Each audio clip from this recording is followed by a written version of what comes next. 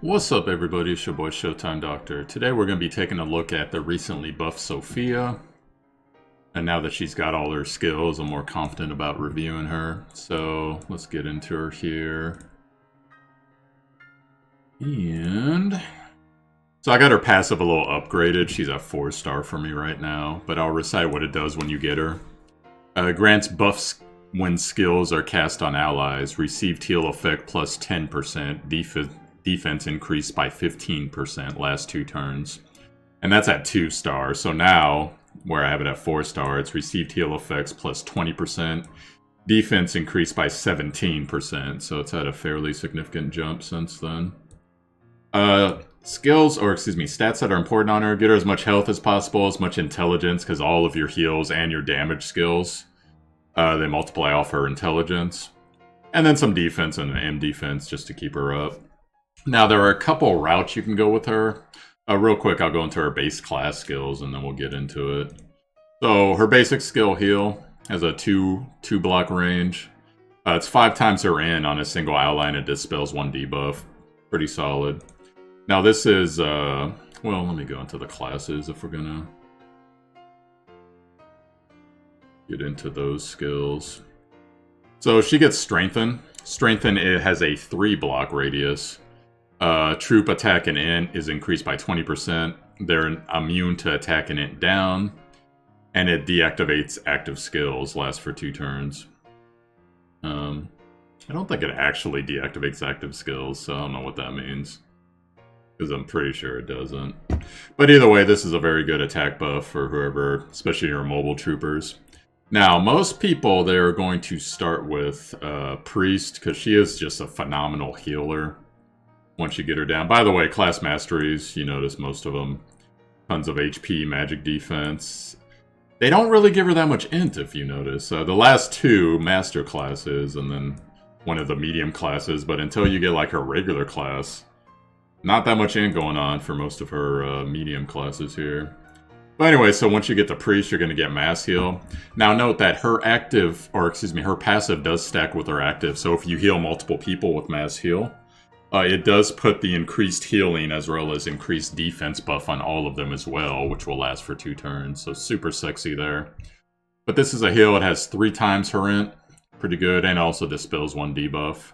Range is 3 blocks, so it's bigger than her typical heal, which is normally 2 blocks. This is an amazing skill, especially if you're fighting something like Dragon, or some type of boss that has just a ton of health and you want to keep people up. This will not only heal them, but with her passive, grant them increased healing percentage, as well as get their defense up a bit. Really good. Now, as far as the troopers go, she's going to get the Inquisitors. Most of her troopers do bonus damage to demons, and they suck against melee. But there are some exceptions we'll see later. She also does get the Elf, though. If you know the Elf, increases their attack in wood and mountain terrains, and they're strong against flyers because of their range, clearly.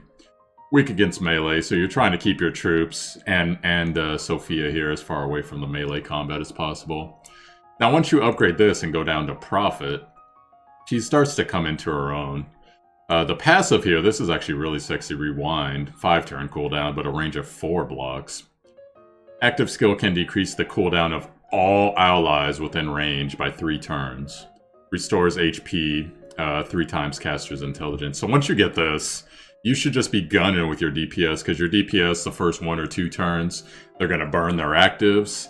If you keep her within range, she can basically bring most of their cooldowns back, along with a fat heal. And once again, increasing heal effect, increasing defense. Just a super awesome skill right here. And then her Regenerate. Regenerate, a lot of healers get this a little bit earlier, but essentially, when you cast on an ally, every time they go into combat, as long as they survive, they restore 10% of their HP. And that lasts for 2 turns, which is a pretty awesome buff considering it's on a 1-turn cooldown, so you can just throw it out there pretty willy-nilly on your units, especially your tanking units that you know are going to be in combat a lot, any of your melee units, etc. So Prophet, as far as a pure healer goes, with the exception of the SSR healers, I would actually say that Sophia is actually top healer otherwise. For the most part, there's caveats, there's different things to different healers, but...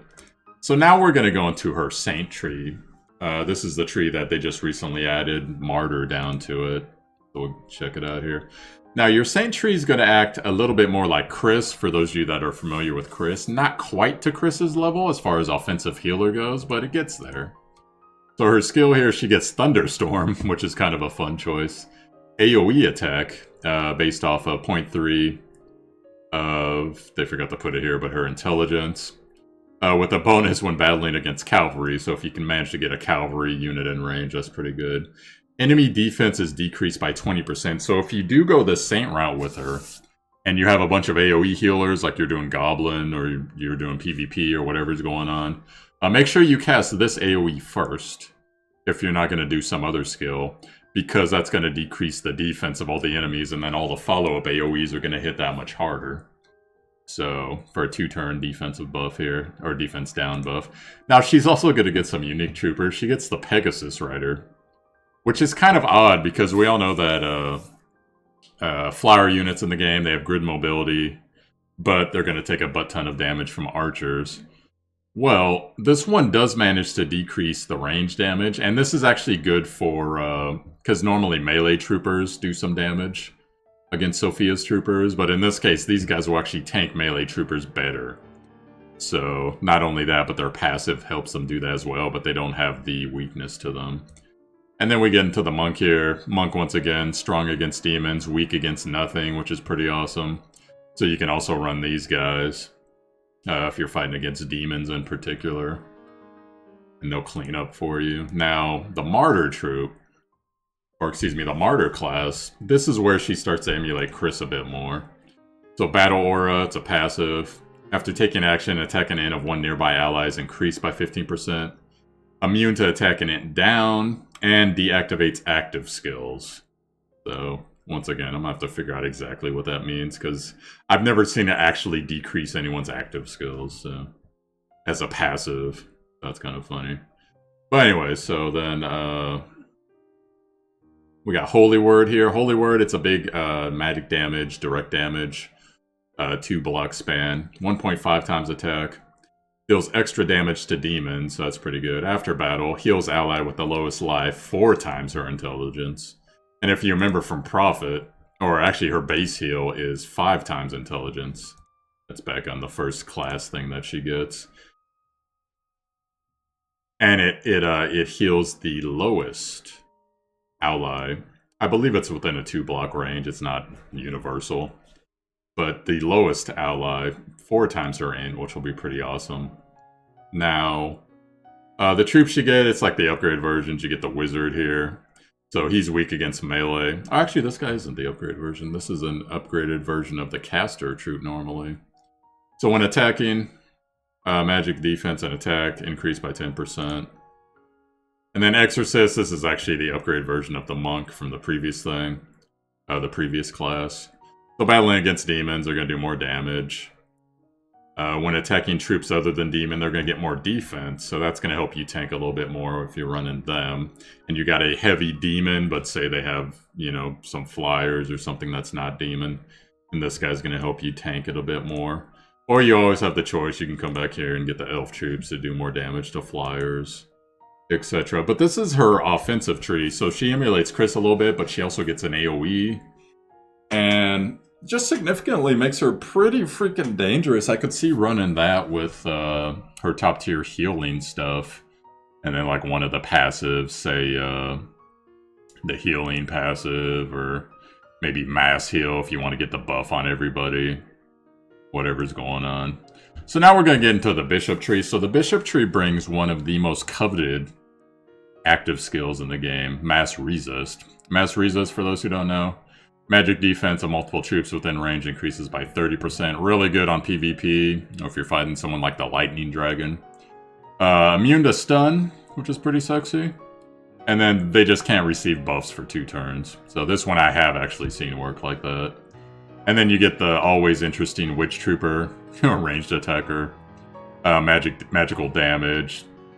Attacks increase by 10 as long as she's at 100%, which you're running with a healer, so you know, you should be at 100% fairly often. And then the Ballista. The unique thing about the Ballista is he can attack farther away than most troops. Increase normal attack range by 1, so 3 attack range. And then when initiating combat, that also stacks, by the way, with her... Let me go to it. I think this thing has a 3 times range. Of course, that's just going to go off on the screen. Oh, never mind. This doesn't. It has a 2 block range. Well, anyways, so then... when initiating combat, damage taken is decreased by 40%, so that's also very good. Gonna really destroy flyers. Once again, weak to melee, per usual. So now we're gonna get into... I'll show you what I'm doing with mine. Let me show you the equipment. So I got her with Crystal. There's only one other enchant I think you should run her with, but Crystal is going to be the base one just because it makes the heal so fat with the 4-piece, 20% extra healing.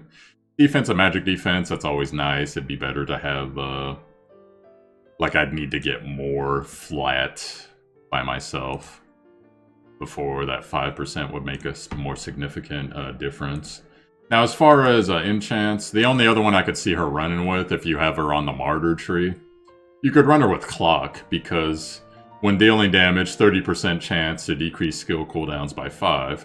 Well, if you're running her with the healer class, passive, or not the passive, the active, where she reduces the cooldown of all her troopers by 3, but it's on a 5-turn cooldown for herself. Possibly, if you have her battling and you have that passive, this is going to proc 30% chance, right? Chance, rather. And you're just going to keep decreasing the cooldown of all your allies more and more. So, and attacking int will also help her as well, if she's run the Martyr class. Now... what happened to my music?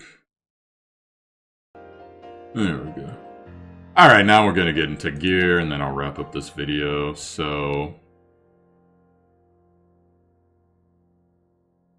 pull it up here. I have it on a little different spreadsheet. Alright, so, stuff you can look to get with her. There's actually a lot of choices with her, believe it or not, which is pretty crazy. So there is the Astaroth, which is on... oh wait, this is all... oops. Astaroth, which is the 3/3. There's actually a lot of good weapons for her, guys, but I'm going to just show you a couple, and then I'll tell you the basic stats you want. Poison Fog, when battling enemies afflicted by debuffs, intelligence increases by 3%. When initiating combat, 15% chance to stun the enemy after battle. So this will be good for the Martyr build. Also, there is the Miracle Staff right here, 3/4. AoE damage increased by 3%, really good with her Martyr style build. When dealing damage, 15% chance to deal 1 powerful debuff to an enemy. A powerful debuff, I'm not sure if that just means the regular debuffs with better percentages, or if there's certain ones that are considered powerful debuffs. Not sure on that. Now, if you're building her the healer class, let's see here, you're probably going to want to go with Mistletoe. Healing effects plus 3%. When initiating combat, after battle, enemies' damage dealt decreases by 10%. That's just flat out. That's pretty nice. And then what else do we got here? The Goddess's Left Hand. Holy Flash, healing effects plus 3%. When initiating combat after battle, grants a 50% chance to reduce the enemy's mobility by 2 turns. That could be really good, especially on a PvP environment. There's all types of actually good weapons for her, guys. You just gotta, like, go down and look for them. Just forget where they all were. But there was at least, when I was looking at them, this one was one of them.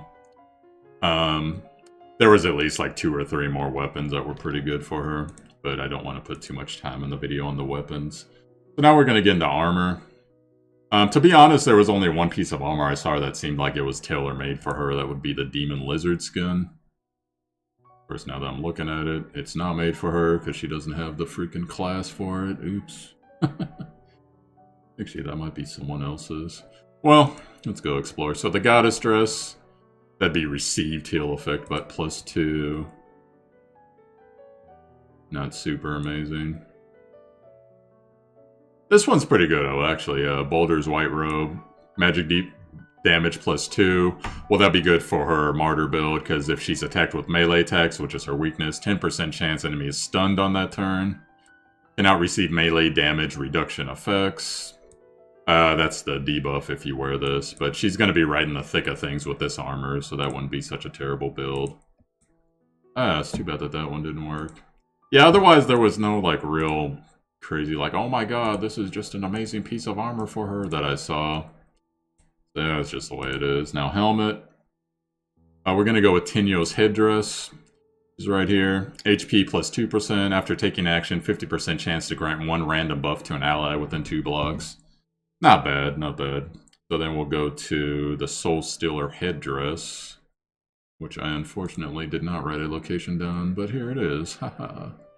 Magic defense plus 2%. After taking action, 25% chance to deactivate active skills for one enemy within 3 blocks. So you could roll this on the Martyr or the Healer build, because most likely there's going to be an enemy within 3 blocks. And there's also the Sharon, so we'll go there. HP and defense increased by 2%. After taking action, 25% chance to decrease damage dealt, 15% for one enemy within 3 blocks. So pretty good stuff right there. Now we're going to go to the accessories. And there's always a bunch of accessories, guys, that you could put on. I'll highlight some of the ones I thought were cool. Holy Grail's decent. I read it. I was like, yeah, maybe. It increases int, which is good. Basically, intelligence plus 1%. If damage was dealt on this turn, restores 5% of ally HP within 1 block after taking action. Could be good for her Martyr build. You know, but she already has a passive that does better than that. But hey, more healing's never a bad thing. True Cross, I thought this was pretty good. Healing effects plus 3% when battling against demons and holy units. Intelligence, magic defense, and defense increased by 10%. That's pretty strong, actually, for that Martyr build. Angel Feather, this makes you immune to stun. Healing effects plus 2%. HP, it's plus 2% as well. So the Judge Talisman. Did I get that right? Yeah, apparently I wrote down the wrong thing. There it is. 3-2. Attack plus 1.5. When battling against holy units, attacks increase by an additional 4%. Yeah, actually strike this one. I thought that said demon unit, so don't worry about that one. Goddess Tear is going to be the last one I'm going to show you. This one was really good from what I remember. Healing effects plus 5%. After taking action, dispels 1 debuff for a nearby ally with healing effects of 2 blocks. Now, I assume that means within 2 blocks. It's going to dispel debuff. Your base healing is 5% bonus, and it's going to give you healing effects, is the way I read it. Not sure, I don't have this one myself. So if someone wants to clarify that one, that'd be cool. And yeah, guys, that's pretty much it for recommended equipment. There's always other equipment there that, you know, could go with like a certain build that I'm just missing. So if you happen to notice something like that, hey, give it a shout out in the comments. That's what they're there for. And that's pretty much your Sophia guide, guys. So I hope this helps you. Sophia's an awesome character. She's actually my main healer right now. I'm trying to pull for Liana. But Sophia, there's always going to be a place for Sophia on my team, honestly. Stretch. So, if you're not familiar with me, yo, I'm Showtime Doctor, Showtimedr. You found my YouTube, hit like and subscribe if you enjoyed the content. Also, the link to my Twitch and my Discord. You should know what those are all about right now. We've got a tab for this game in the Discord. Community's great. Play this game often on my Twitch when I get some time. Been lots of fun, guys, so hope this guide helps you guys out, and that'll be it from me. So I'll catch you guys later on. I'm looking very beige, I notice. Don't know what's going on there. I'll have to adjust the lighting. And now I'm looking like super bright. Yeah, whatever. Alright guys, I'll catch you later. Peace out.